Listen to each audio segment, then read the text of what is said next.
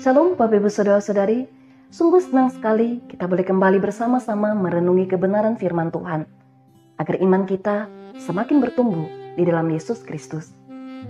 Yang menjadi dasar perenungan kita pada hari ini terambil dari kitab Galatia, pasal yang ke-6 ayat yang pertama. Saya akan membacakan ayat ini untuk kita semua. Saudara-saudara, kalaupun seseorang kedapatan melakukan suatu pelanggaran, maka kamu yang rohani harus memimpin orang itu ke jalan yang benar dalam roh lemah lembut, sambil menjaga dirimu sendiri, supaya kamu juga jangan kena pencobaan. Demikian jauh pembacaan firman Tuhan. Bapak Ibu Saudara-saudari, pada ayat pertama ini Rasul Paulus menegaskan bahwa jika ada seorang di antara jemaat di Galatia yang kedapatan melakukan suatu pelanggaran, maka mereka yang telah dewasa rohaninya, yakni mereka yang hidup dalam pimpinan Roh Kudus, diharuskan untuk memimpin orang tersebut dalam roh lemah lembut untuk kembali ke jalan yang benar. Hal ini pun perlu diperhatikan oleh setiap kita sebagai pengikut Kristus pada saat ini. Bapak-Ibu Saudara-saudari, jika ada seseorang di gereja saudara yang kedapatan melakukan suatu pelanggaran, di mana ia terjebak dalam dosa kedagingan, tindakan apa yang akan saudara lakukan? Dihakimi, dikucilkan, atau dibiarkan begitu saja? Kerap kali adalah dibiarkan begitu saja, karena hal itu dianggap merupakan urusan pribadi orang tersebut. Tindakan seperti ini tidak selamanya benar, Bapak Ibu Saudara. Sebab jika orang tersebut tidak mendapatkan bimbingan yang benar, maka tidak menutup kemungkinan bahwa orang tersebut akan kembali melakukan kesalahan yang serupa.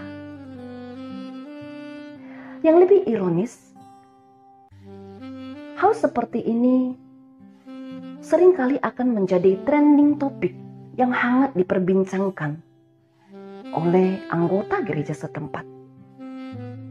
Bapak Ibu Saudara-saudari, bukannya mendapatkan bimbingan yang benar agar orang tersebut kembali ke jalan yang benar, justru yang ia dapatkan adalah hujatan, hinaan, hingga dikucilkan karena dianggap telah membuat malu nama gereja. Bapak Ibu Saudara-saudari, tindakan yang seperti ini bukan hanya akan menjadi batu sandungan bagi orang tersebut, karena ia akan merasa tidak lagi layak berada di lingkungan gereja, tetapi juga telah menjadi batu sandungan bagi saudara, karena saudara telah gagal untuk memimpin orang tersebut kembali ke jalan yang benar, dan saudara juga telah jatuh dalam pencobaan dengan tidak hidup dalam roh yang memiliki kasih, kesabaran, kelemah lembutan, dan penguasaan diri.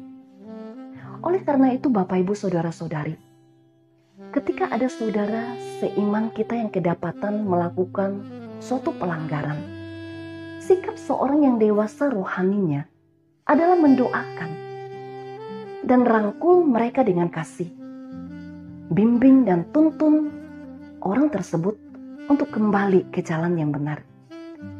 Inilah tindakan yang seharusnya dilakukan oleh setiap kita yang telah dewasa rohaninya. Hendaknya kita menjalankan fungsi kita sebagai satu tubuh Kristus yang saling menopang, saling melengkapi satu dengan lainnya, sehingga terbangunlah satu komunitas tubuh Kristus yang saling melengkapi. Kiranya Tuhan memampukan setiap kita untuk menghidupi firman Tuhan di dalam kehidupan kita. Tuhan Yesus memberkati kita semua. Amin.